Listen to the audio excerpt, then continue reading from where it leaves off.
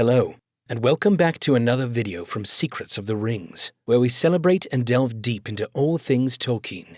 Join us today as we explore the possible outcomes of battle between Gandalf and Sauron. Who is more powerful? What powers do they possess? Have they ever met in single combat? If you enjoy our videos, please like and subscribe for more content, and let us know what you would like to see more of.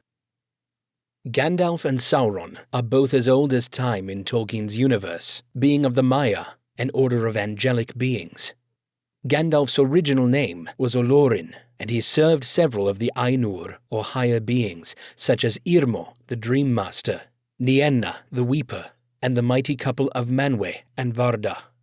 Sauron, then known as Mairon, served the Vala Aulë, the great smith. From him he learned much about the materials of the world and how to manipulate them, but it was from Melkor that he was most influenced in the end. Melkor, of great power and wickedness, seduced Sauron to darkness. Sauron had a natural affinity for order and despised chaos. Thus, he sought to dominate the world and all life upon it.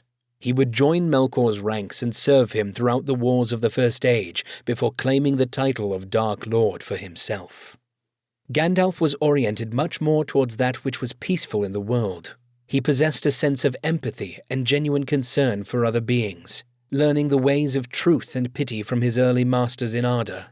These characteristics earned him the nomination from the Valar to travel to East Middle-earth and guide and protect the free peoples from Sauron's devastation.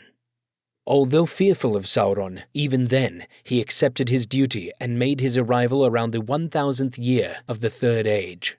By then, Middle-earth had experienced ages of Sauron's wreckage, as well had the short-lived island of Númenor.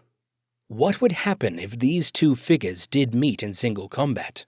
The possibilities are quite literally endless if any number of factors are changed. However, in terms of the characters interacting as we know them in the stories that we are told, Sauron possesses a significant one-on-one advantage due to his sheer strength and lust for domination.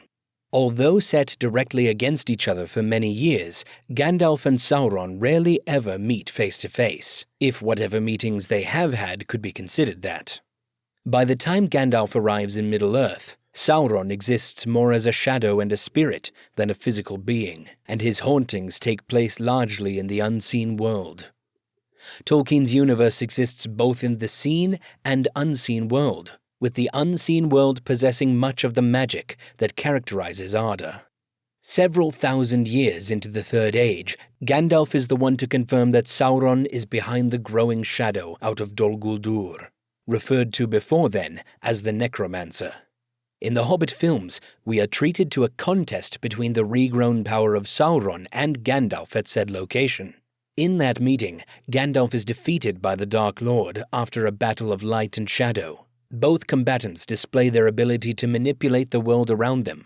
Walls crumble, and Sauron, materializing out of thin air and speaking to Gandalf, whips him around with ease. The wizard projects a dome of white light around himself to buttress Sauron's powerful blows, but succumbs to the overwhelming power. Gandalf is eventually saved by the arrival of Galadriel and the rest of the White Council. This is one of but many scenarios these two could have met in, with Sauron having the advantage of surprise. It is also important to mention that this particular meeting took place even with a ringless and twice-defeated Sauron. Let us take a look at what both beings are capable of at full power. Sauron's abilities are of the highest magnitude in all of Middle-earth, especially after the defeat of Morgoth to conclude the First Age. But even then his powers were vast. First and foremost, his physical prowess is undeniable. In battle, he stands tall over all of his opponents, waving his mace at large flocks of unfortunate men, elves and dwarves. He possesses the ability of mind control, shape-shifting, and deceit, casting illusions and shadows, immunity to fire and mortal weaponry, pyrokinesis, necromancy, and manipulating the earth around him. These are just the most broad classifications of his power. Throughout the stories of Arda, his abilities are displayed in diverse forms. In the tale of Beren and Luthien, Sauron transforms into both a werewolf and a bat. He uses his cunning to deceive Beron's fellow, Gorlim the Unhappy, as well as to influence Celebrimbor's forging of rings and mistrust of Galadriel. He resurrects several times over thousands of years, playing to his immortality.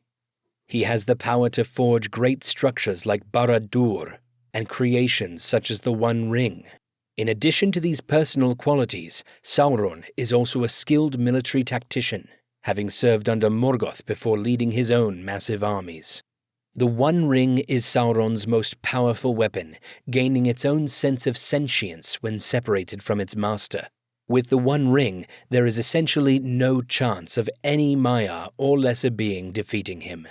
Through such an object is a bearer's present abilities amplified to the point of terror, and Gandalf declares it so when first offered the ring by Frodo Baggins in the Shire. The same is true for Galadriel, and her rejection of it is deemed brave enough to earn her passage back to Aman. All who wear it, other than Sauron, are driven to madness and despair. Considering that they are both of the Maia, shouldn't Gandalf's powers be equal to Sauron's? Perhaps in the beginning they may have been similar, at least in terms of strength. But there is a nature to darkness in this universe that grants its wielders magnificent physical power and psychic influence over weaker souls. Gandalf is a being of light and fire. He is a figure of inspiration to the tree folk and guides them in their quests for peace and glory. He also instills in them wisdom and hope. Gandalf is a friend to all races of Middle-earth, maintaining alliances with powerful creatures, like Gwaihir, the Lord of the Eagles, and Shadowfax, the Lord of all Horses. He too possesses superhuman strength in all facets, wielding a staff and the former sword of Turgon, named Glamdring. Throughout his adventures, Gandalf displays many powers in battle, such as his physical combat skills, destructive blasts, manipulation of and immunity to fire, lightning strikes, telepathy, illumination, and overall durability. He can grow larger in moments of conflict and amplify his voice to enforce his will on his targets. All of his abilities are enhanced when he is resurrected as Gandalf the White, allowing him to complete his duties in the War of the Ring. He also wears Narya, the Ring of Fire. It is not entirely clear to what extent this ring affects his abilities, but it most certainly plays a role in his relationship to fire. His staff is also used to channel his powers on many occasions. Gandalf is a valiant leader and an invaluable ally, and it is largely due to this that he is successful in the end of the War of the Ring, finally defeating Sauron with the help of many. With all of that said, it is still unlikely that Gandalf would succeed in battle against Sauron, even with the One Ring. He would have to hope he could wear the ring only long enough to defeat Sauron, but not corrupt himself or harm others. That is a tall order, but we must believe if any being could do it, it would be Gandalf the White. Gandalf, upon his return from death, is far more aggressive and powerful in his ambitions. There is also an argument to be made for something that plays a major role in much of Tolkien's work, including the climax of the Lord of the Rings trilogy, divine providence. Without such miracles, Frodo may have failed his quest to destroy the ring many times, but most significantly, at the heart of Mount Doom.